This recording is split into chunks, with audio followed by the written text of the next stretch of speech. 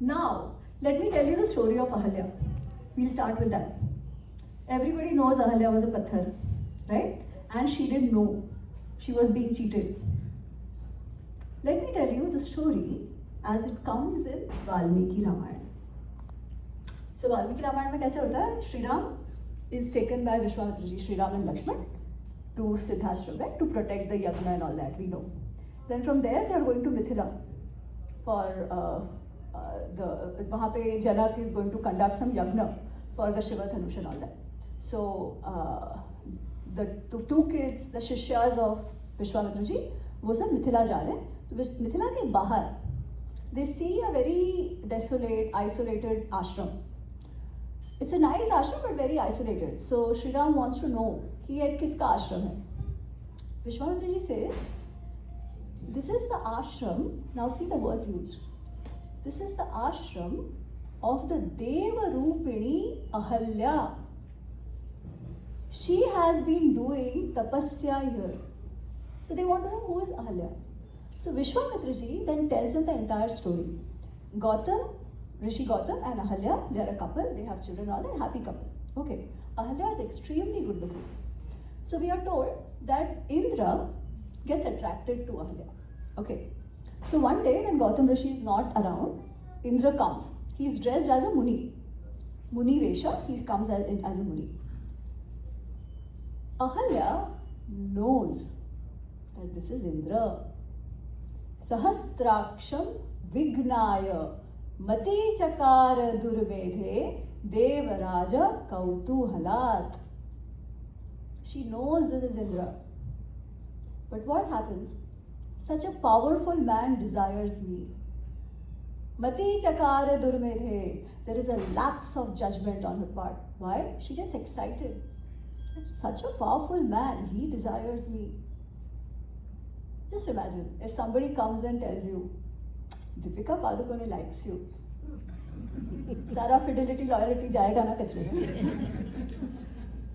It's just human psychology, right? So there is a lapse of judgment on her part. She knows this is Indra.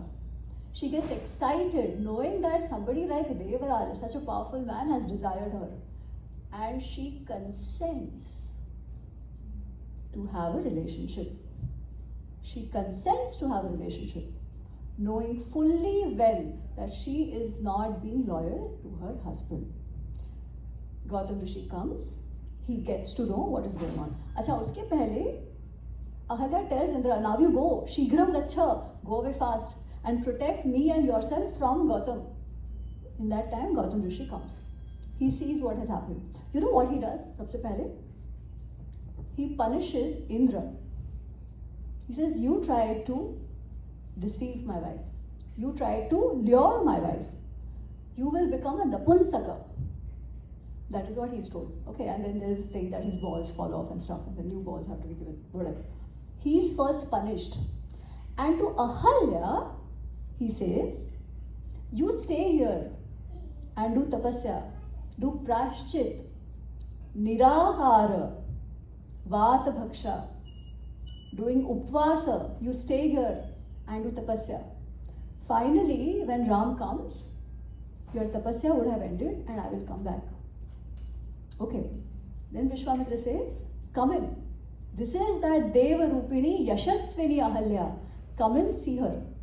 So when Lakshman and Shri Ram, they go inside, you know what they see? There is no Pathar Vathar. There is Ahalya sitting in her aura because she's done tapasya for so long. See, she's shining in her aura. Ram and Lakshman, what do? Tasyaha Padau Jagrahatu. They go and fall at her feet. And that's when Ahalya gets up and hosts them. He's not touching his foot to the stone. She's a Rishika by that time. She's a Tapasvini.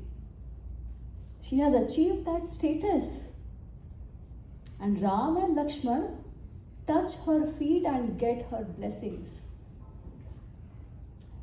Vishwamitra, interestingly, is telling this story. Do you know the story of Vishwamitra? He actually can relate to Ahalya. There is a reason he is calling her Yashasvini Devarupini. Vishwamitra was not Vishwamitra to begin with. he was a Raja named Kaushik. There was a tussle with Rishi Vasishtha. Okay, I'm not getting into the story pura, but there's a tussle with Rishi Vasishtha. Kaushik, Raja at that time, he believes that he tries to defeat Vasishtha. He is not able to, and he thinks this is because of the Brahma Bala of Vasishtha. So he wants that Brahma Bala, and he starts doing tapasya for that Brahma Bala. Okay.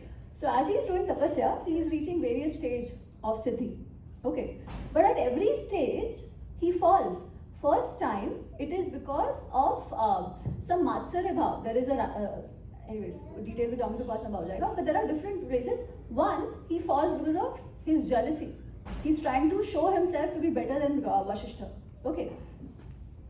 His tapasya gets wasted. Again he starts. Again Brahmadev comes and says, now you've become a Maharishi. He's like, I don't want to become a Maharishi, I want to become a Brahmarishi. Brahmaji says, not there. You've not achieved control over your senses yet. Again he does tapasya. Menaka comes. Okay, he gets lured. He forgets about his tapasya, gets attracted to Menaka. Okay.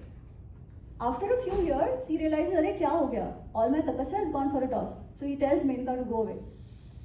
First time, no control over jealousy. Then he controls it. Second time, no control over lust. He controls it. Third time, Rambha is sent to lure him. Okay. This time, he's achieved control over his kama. So he knows that this Rambha has been sent to lure me. So he gets very angry and he curses Rambha. Only to realize, arre baap re. Back to square one. Why? No control over krodha. Kama, krodha, lobha, moha, mad, matsarya, the shada ripus, the vrittis which lead to our downfall. Finally, he starts tapasya again, achieves control over his krodha. Again he is tested. Indra comes as a rishi. So he's done tapasya many years without eating. Okay, upvas karke tapasya kiya hai. He finishes his anushtan after many years, makes prasad to eat. Imagine, kitna din se kuch nahi khaya. Indra comes as a rishi, and when Atithi comes, you don't deny them food, right? So whatever prasad has been made, the Atithi consumes it. And they are thinking, let's see what Vishwamitra does. He remains shanta. Shanta. He very happily gives away his prasad and goes back to his dhyana. That's when Brahmaji comes again and says, now you are a Brahma Rishi. You've achieved complete control over your Kama, Krodha, Lobha, Moha, Mad, Matsarya, over all your senses. Now you're a Brahma Rishi. Vishwamitra says, आपके कहने से नहीं मानूंगा. अगर वशिष्ठ कहेंगे तो ही मानूंगा. So Vashishji comes and he says, yes, you are a Brahma Rishi. So why was he doing the tapasya to become a Brahma Rishi? To take revenge. But when he reaches that stage, after all the falls, the revenge is not there anymore. So if Vishwamitra can get so many chances and become a Rishi, Ahalya kyun nahi ho sakti? Mistakes happen, yaar. We are humans. We have all these evolutionary tendencies of Kam, Krodha, Lobha, Moha, Mad, Matsarya. The issue is not that we can make mistakes. Mistakes hota hai. The point is, what do you do after you make that mistake? Do you acknowledge it and work to ensure that never happens again? That is the prashchit. That is the tapasya. If a man can get rishihood by going through that path, a woman can get too. This story is about empowerment. This story is about controlling your life. This story is about transformation after a fall. And what have we made it? Just imagine. Now you hear this story and you hear the Pathar story. Does this story talk about misogyny? Does this story make you question why this has happened? What does this story do, in fact? What does this tell you about the worldview that we Bharatiyas come from? But we are not told the story. Imagine, I'm not making this up. This is in Valmiki Ramayana. This is the story in Valmiki Ramayana. But we are never told about it. We are only told पत्थर पत्थर का उद्धार, पत्थर पत्थर का उद्धार. बार सोचते नहीं है ना? हमको लगता है हाँ हो गया, इसमें राम जी का बड़प्पन दिख गया. As a bhakta, it's fine. When there was no challenge, ठीक है, श्रद्धा है, आप मानो जो भी. I have nothing against anybody Shraddha. But श्रद्धा होकर भी Isn't the second story that I told you, actual Ahalya story from Valmiki Ramayana, doesn't it have more lessons for us? That is why you should read Itihas. Just one story. Ideally, this should be enough to convince you. Because most questions I had got solved only by reading. Because this is how it is. And the same thing goes on for many such questions. Mahabharat ka yuddha kyun hua? Why did the Mahabharat Yuddha happen? What did Draupadi say? Andhe ka putra andha, right? That is why the Mahabharat Yuddha happened. So what is our learning from the episode? Body shaming nahi karo. Huh? Body shaming mat karo. Body shaming, okay, theek hai. Body shaming mat karo. What else? Yes, basically control your tongue. And the other takeaway, what will mostly people take away? लड़कियों पे भरोसा मत करो. Right? Unfortunately, a lot of women tell me this. Why? Because पता है, there is another saying in our समाज. युद्ध क्यों होता है? जर जोरू जमीन. Right? जोरू मिल गई इसमें, तो जोरू पे डाल दिया. अच्छा, again, we don't think. That is the issue here. We don't think. Why don't we think? I don't know. But we don't think. Because the immediate question that should be asked, forget Andhe ka putra andha. Let's assume she said it. Okay, let's assume she said it. Lakshya graha kyun hua? She was not even there in the picture. When Duryodhan tried to burn alive the Pandavas with their mother. She was not there at that time. So was Draupadi responsible for the hatred? They had tried before also, na? Draupadi to aayi baad mein. Then how can she be responsible?